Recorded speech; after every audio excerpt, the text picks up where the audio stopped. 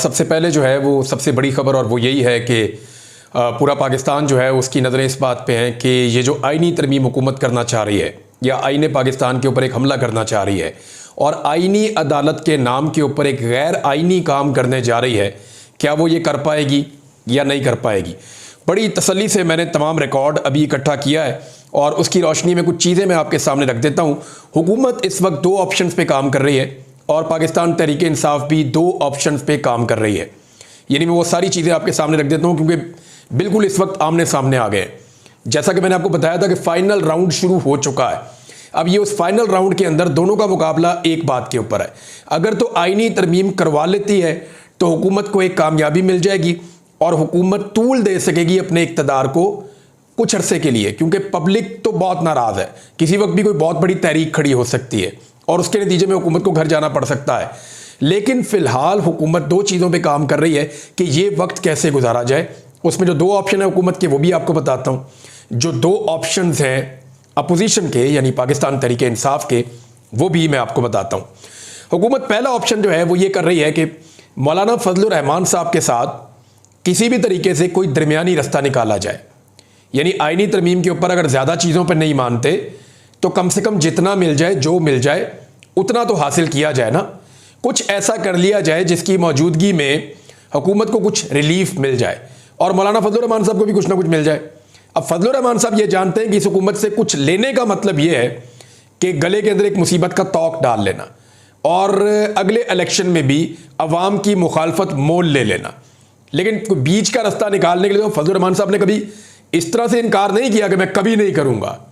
वो ये कहते हैं हमें तहफ़्फ़ुज़ात हैं, हमारे एतराज़ात हैं, ये तरमीम के जो कागजात हैं या मुसव्वदा है इसको हम नहीं मानते और जो चीज़ें करने चाह रहे हैं वो हम नहीं करना चाहते। लेकिन हुकूमत बीच का रास्ता निकालना चाहती है, जैसा कि आईनी अदालत। अब ये आईनी अदालत क्या है, ज़रा पहले ऑप्शन पे मैंने बात की है कि हुकूमत फजलुर रहमान साहब के साथ कोई दरमियानी रास्ता निकालना चाहती है। तो फजलुर रहमान साहब के ऊपर आपको इस बात का पूरा यकीन होना चाहिए कि आप उन पर यकीन नहीं कर सकते, वो किसी वक्त कोई भी फैसला कर सकते हैं। अब ये जो बीच का रास्ता है इसमें आईनी अदालत उनकी शर्त है। आईनी अदालत क्या है, ज़रा थोड़ा सा इसको आप समझ लेंगे तो बाकी चीज़ें समझने में आपके लिए आसानी हो जाएगी। आईनी अदालत ऐसे है कि एक ऐसी अदालत बनाई जाए जिसका एक नया चीफ जस्टिस ऑफ पाकिस्तान बने उस अदालत का, और वो जो चीफ जस्टिस होगा वो सुप्रीम कोर्ट ऑफ पाकिस्तान के चीफ जस्टिस के भी ऊपर चला जाएगा और उसके चीफ जस्टिस की मुद्दत मुलाजमत 68 साल की उम्र तक होगी। यानी कादी फ़ायद ईसा साहब को भी दोबारा उस सीट पे बिठाया जा सकता है और हो सकता है अगर सब ये कहें कि रिटायर्ड जज नहीं लगेगा तो कहेंगे ठीक है नहीं लगेगा, लेकिन उम्र की हद हम 68 साल करने जा रहे हैं इस मखसूस अदालत के लिए, आईनी अदालत के लिए, क्योंकि आईनी केसेज हैं, बड़े तजर्बे चाहिए ये वो। तो ऐसे कहकर ये कह देंगे कि 68 साल की उम्र की हद कर दें। अब ये करेंगे क्या कि ये कादी फ़ायद ईसा साहब को 1 या 2 दिन पहले वहाँ से जो है वो ट्रांसफ़र कर सकते हैं उनकी रिटायरमेंट से पहले, क्योंकि जैसे ही वो रिटायर हो जाएंगे तो उनकी फिर वो रिटायर हो जाएंगे ना। लेकिन अगर वो रिटायर नहीं होते, उनकी रिटायरमेंट से 2 दिन पहले उनको एक दूसरी अदालत में भेज दिया जाता है जिसमें उम्र की हद बढ़ के 68 साल हो जाती है, तो फिर तो वो वहीं पे रहेंगे 3 साल के लिए। तो ये भी एक चीज़ है जिसके ऊपर वो गौर कर रहे हैं।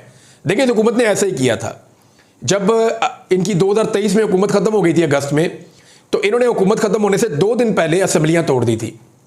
और वो इसलिए तोड़ी थी क्योंकि अगर असम्बलियाँ तोड़ दें तो फिर 90 दिन में इलेक्शन होते हैं और अगर असम्बलियाँ अपनी मुद्दत पूरी करें तो 60 दिन में इलेक्शन होते हैं। तो ये इलेक्शन से भाग रहे थे तो इन्होंने 1-2 दिन पहले असम्बलियाँ तोड़ दी।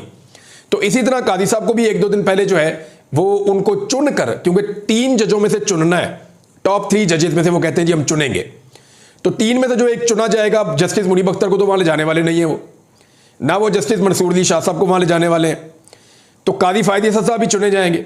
तो कादी फ़ायद ईसा साहब को वो वहाँ अगर ले जाते हैं तो फिर वो 3 साल तक वहाँ पे कंटिन्यू कर सकते हैं।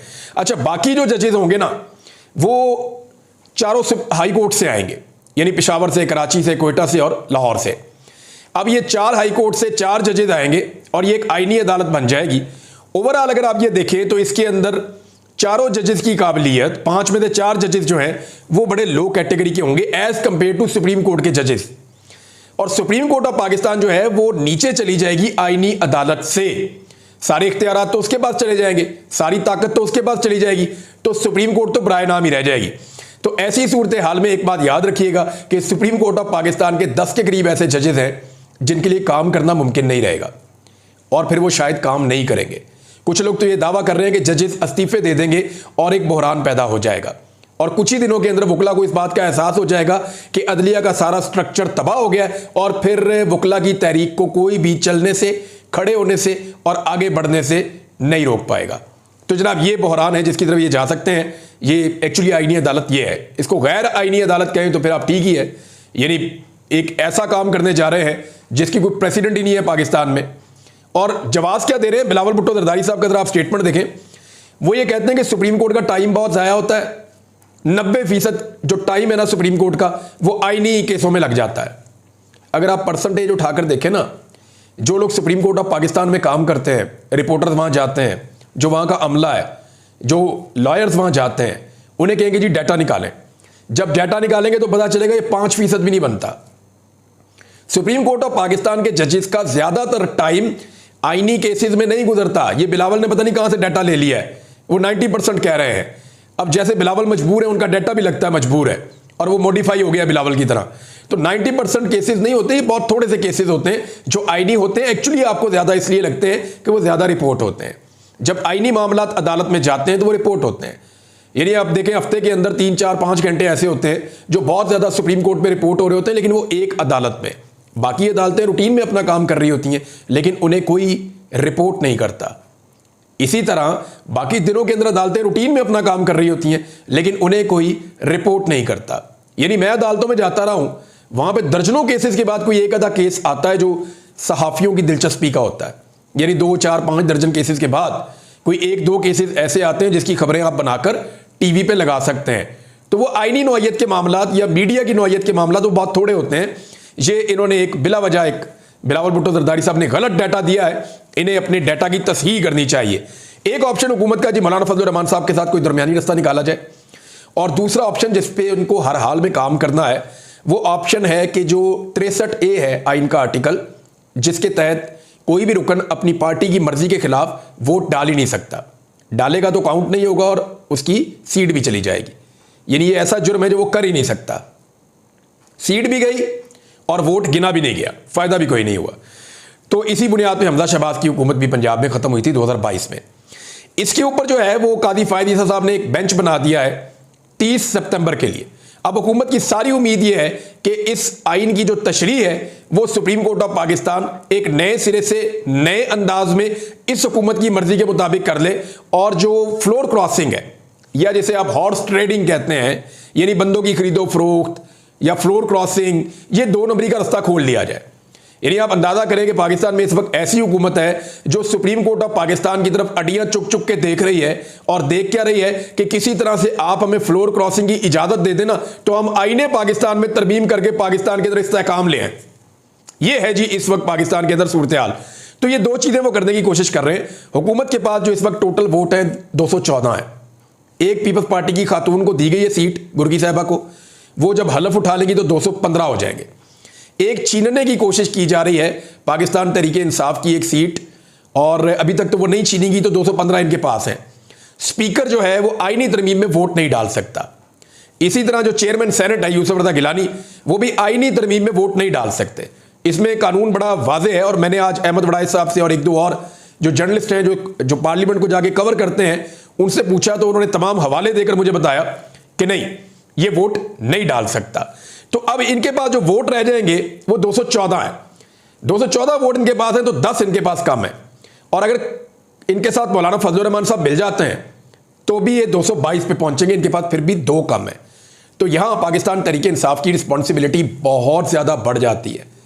पाकिस्तान तहरीके इंसाफ को हर हाल में अपने MNAs को बचाना है। तो तहरीके इंसाफ 2 कौन से काम कर रही है? नंबर 1, वो अपने सारे MNAs को काबू करने के लिए एक स्ट्रेटजी बना रही है और अपने वोटों को बचाने की पूरी कोशिश कर रही है दोनों केसेस में, कि अगर फजल रहमान साहब जाके हुकूमत के साथ बैठ भी जाते हैं तो इस सूरत में उन्हें अपने MNAs को हर हाल में खींच कर कंट्रोल करके रखना होगा, और कोशिश करनी होगी कि उनका कोई भी एमएनए या सेनेटर हुकूमत के हक में वोट ना डाले, क्योंकि याद रखिएगा 63A पे अगर काजी फायद ईसा साहब हुकूमत के मुताबिक फैसला दे देते हैं तो तहरीक इंसाफ का हर रुकन इस काबिल हो जाएगा कि वो जाकर आईनी तरमीम में वोट डाल दे, ज्यादा से ज्यादा उसकी सीट जाया होगी, वो जाएगा दोबारा उसको फॉर्म 47 देंगे और फिर उसको असेंबली के अंदर लाकर बिठा देंगे।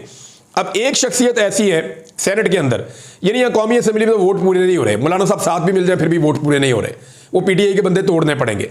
अब पीटीआई के जो बंदे हैं उनको कंट्रोल करने के लिए पीटीआई ने स्ट्रेटजी बनाई है और बहुत कम वक्त बचा है पाकिस्तान तहरीक इंसाफ के उन एमएनएस के पास जिनके ऊपर अवाम को भी शक है, मीडिया को भी शक है और तहरीक इंसाफ की क़यादत को भी शक है, और उन्हें बहुत जल्दी ये फैसला लेना पड़ेगा, वरना फिर उनकी और उनके खानदान की सियासत हमेशा के लिए तबाह होने जा रही है।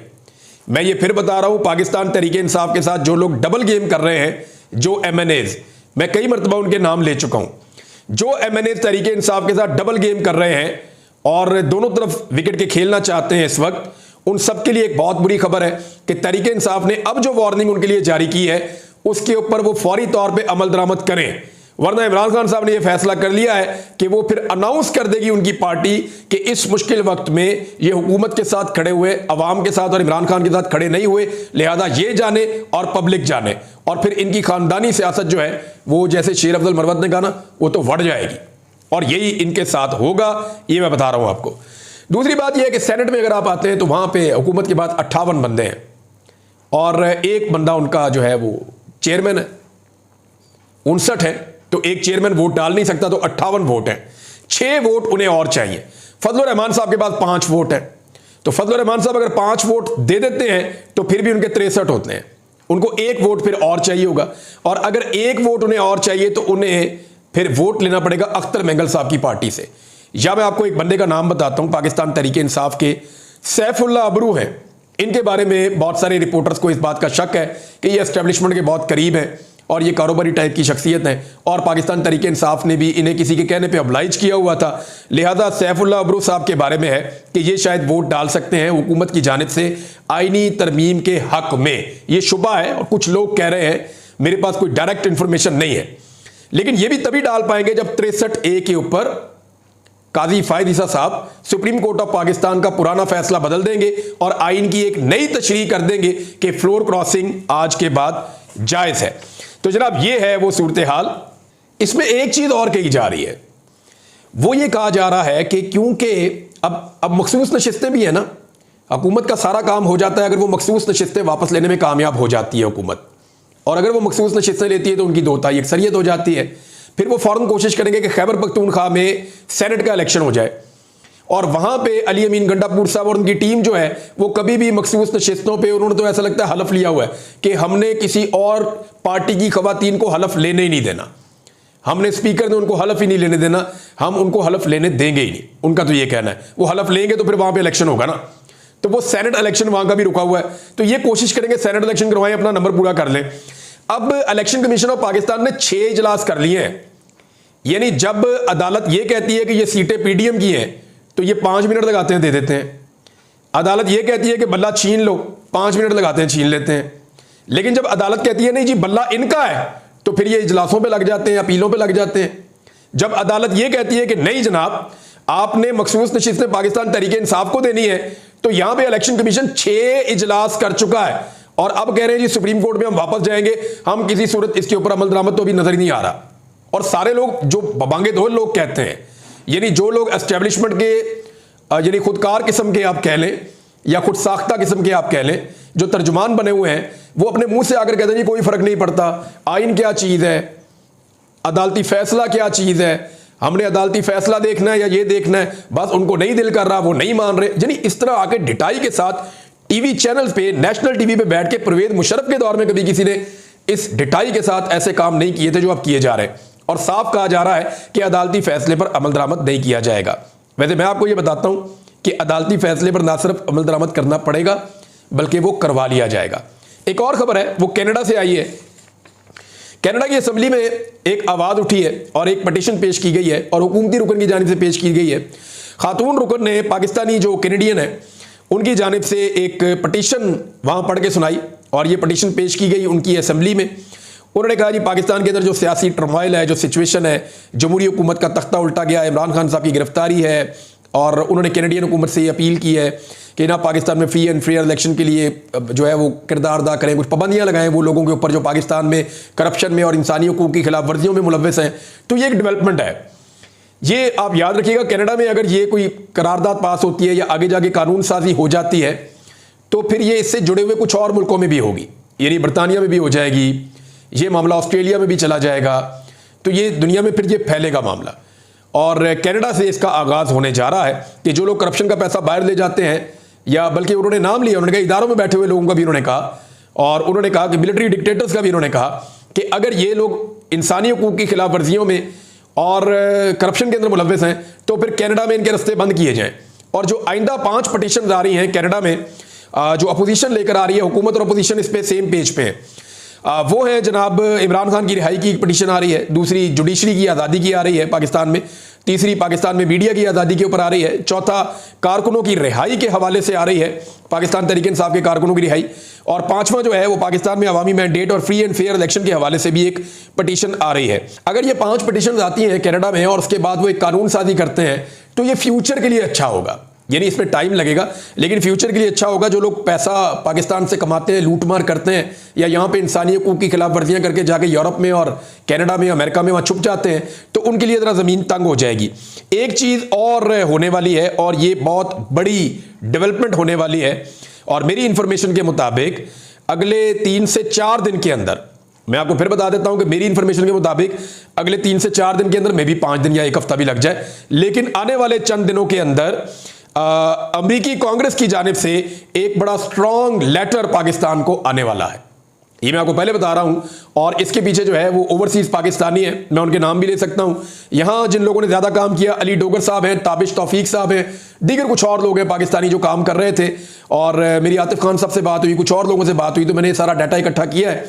और ओवरसीज पाकिस्तानी भी जो है वो सांस नहीं ले रहे, बड़ी तेजी से पाकिस्तान के अंदर इंसानी हुकूक की खिलाफ वर्जियां हो, मीडिया के ऊपर कदगने हो, आज़ादी इज़हार राय का मामला हो, रूल ऑफ लॉ का मामला हो, मैंडेट की चोरी का मामला हो, तो इन सारे मामला को ओवरसीज पाकिस्तानियों ने उठाया हुआ है। तो नाज़रीन, जैसा कि मैंने आपको कहा था, पीटीआई भी 2 काम कर रही है। एक तो मैंने आपको बताया कि वो अपने बंदे कंट्रोल कर रही है, दूसरा वो मौलाना फजलुर रहमान साहब को री एंगेज कर रहे हैं, और री एंगेजमेंट के अंदर कुछ लो दो वाला मामला भी है, और वो आने वाले दिनों में मैं चीज़ें आपको बताऊंगा कि वहाँ क्या होने जा रहा है, फजलुर रहमान साहब को उसका क्या फ़ायदा होगा।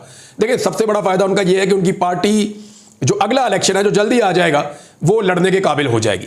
दूसरा, पाकिस्तान तहरीक इंसाफ ने लाहौर में दोबारा जलसा करने का फैसला किया है, और वो जलसा 5 अक्टूबर को होगा, और 5 अक्टूबर को इसलिए होने जा रहा है कि इमरान खान साहब की सालगिरह भी है उस दिन, और पाकिस्तान तहरीक इंसाफ के जो वर्कर्स हैं वो बड़े जोशो खरोश के साथ इमरान खान साहब की सालगिरह मनाते हैं।